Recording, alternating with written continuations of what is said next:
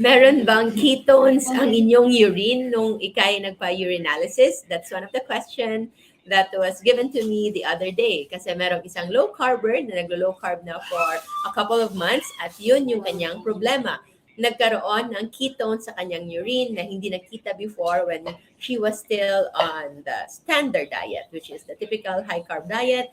At nung pinakita niya sa kanyang doktor, the doctor warned her na delikado daw ito. Dapat tigilan na daw ang low carb at ang pagkakaroon ng ketones sa urine ay pwedeng maglagay sa panganib ng kanilang buhay. So, this is expected, especially for usual doctors na hindi ganon ka nakastudy when it comes to low carb nutrition.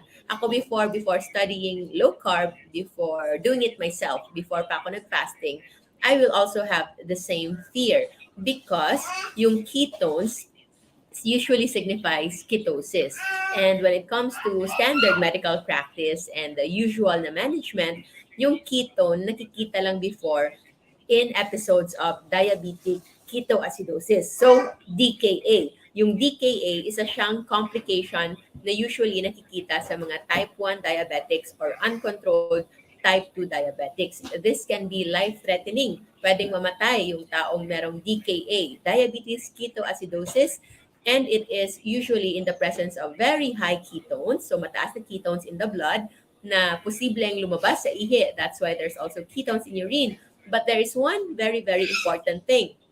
One important thing where it differs when it comes to low carb nutrition and for people who are doing ketogenic diet, who are eating ketogenic na mga pagkain. This is because when you are on nutritional ketosis, which is not the dangerous kind of ketosis, there is high ketones but in the absence of high glucose because DKA or diabetes ketoacidosis will only happen kapag merong mataas na ketones and at the same time, mataas na glucose.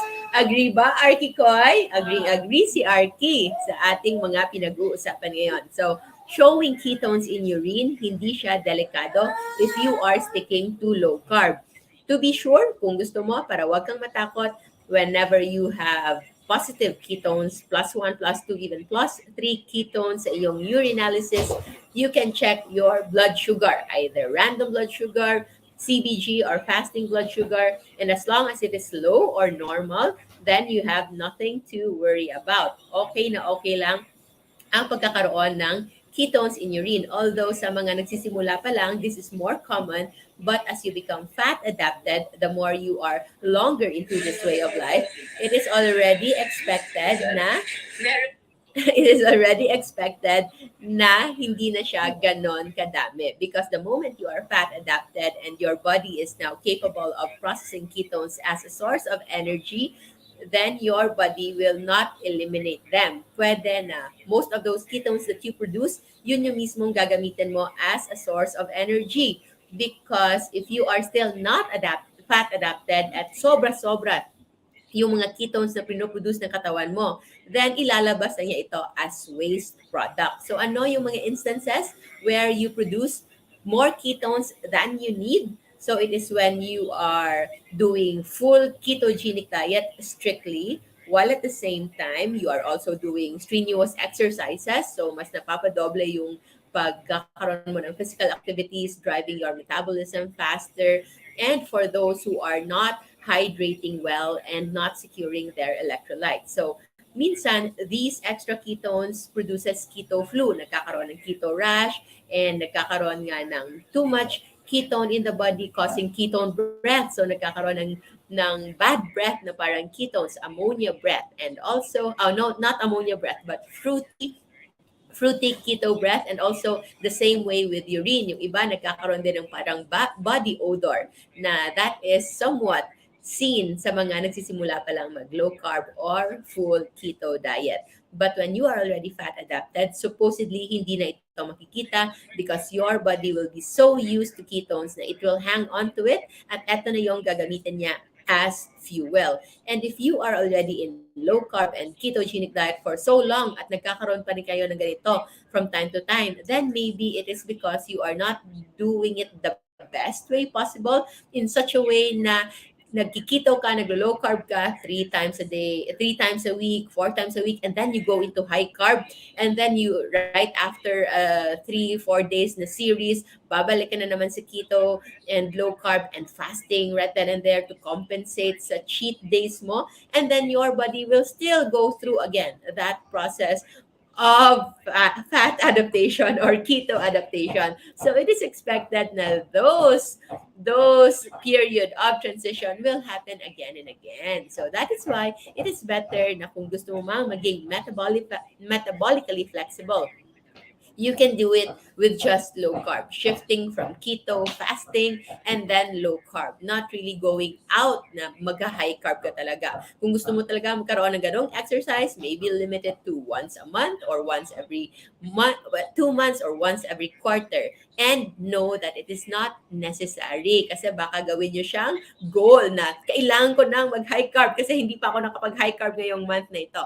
That is just optional. So that is why having ketones in urine is not really dangerous. Hindi siya ganon ka nakakatakot as long as you have low, normal, or normal blood sugar. It's not going to become ketoacidosis. It is just nutritional ketosis. And if you want naman to normalize that kasi nga excess energy yan that you are producing, excess ketones that you are producing, then maybe, especially if you still have fats to lose, you can lessen your overall food intake dahil baka sobrang low carb yung kinakain nyo, sobrang keto diet na food intake yung kinakain nyo based on quantity as compared to your energy spending. And if you want naman to eat as much as you want, but ayaw nyo ring ma-excess na ma-waste lang, then you can do exercise or much better, convert that brain power, that energy into something that is more productive, something that is more fulfilling sa buhay ninyo. And I am going to enjoy now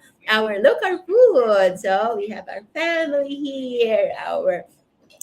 here, in Metro Manila. So this is my pasalubong from Cebu. This is bacon siomai. So this is going to produce ketones in urine, okay? Because these are all very high fat, high in protein food intake. So this is salmon with what cheese is this? Mozzarella? Cream cheese? Oh, cream cheese. Salmon with cream cheese. And then this one, gawa ni Mommy and Daddy Tan. So this is kinilaw na fish. Hindi ko alam kung anong fish ito. Basta masarap. It's white and it's masarap na kinilaw. Ito yung rice namin kahapon.